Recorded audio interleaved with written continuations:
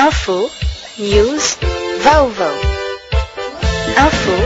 news, vaovao. Info, news, vaovao.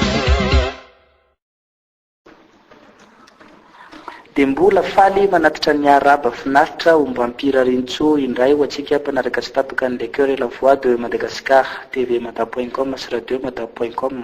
Ny auto-école Zaki indray no entina ho resadresana amintsika amin'ity fandarana manaraka ity.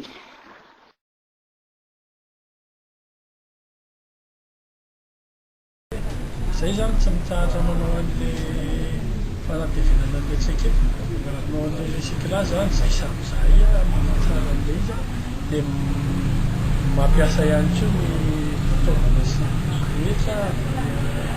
manivela satria sy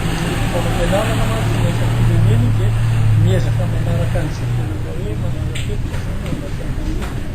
zay no tanjona atao satria ny tanjona dia ny hoe aleo tena dia minareo rehefa mialetika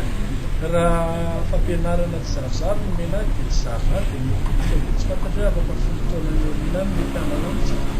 fa zao zany dia efa mila tanjona foana hatramin'izay mila hoe vao zao ihany mameno zavatra tsara indrindra anjifa aloha zany voalohany indrindra misafidy an'ilay auto-école dia miafatra faharoa ihany koa hoan'ireo zay olona hoe te haka an'ilay fahazondalina man'ny fiarakodia dia mba jerena ilay tokony tena hoe aiza marina no hanome an'izay le fahafahana mampianatra sy manabe izay mba sosanatry famitaka fotsiny hoe sosanatry zary lasa hoe vafotra fotsiny ilay izy dia rehefa avy eo nefany tsy hitakory le tena fampiarana an'ilay izy eny amin'ny lalana fa misanatry iteratozy eo dia zay tena mampalahelo fa dia fanentana io ny faharetana fampianarana dia io zany sarotra be aloha tena mametra an'ilay izy voalohana ny fanjakana tsy mametra hoe tsy maintsy zao ny lesona omena ny faharoa misy koa nylefa mianatra ny trano mianatra eny amin'ny tamina lalaka sy le mitatsika ireny dia misy koa ny olona hoe tena te andalina ty amin'ny auto-école mihitsy ka raha hoe tena hoe aty mihitsy vao andalina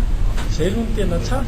aty amin'ny auto-école mihitsy ny mianatra dia aveo manatevina ny an-trano fa indraindray le mpanohatra amin'izay ny ataon'ny olona dia ny tena mety amin'io zao tokony hoe mahafolaka tsara ny école de la route aloha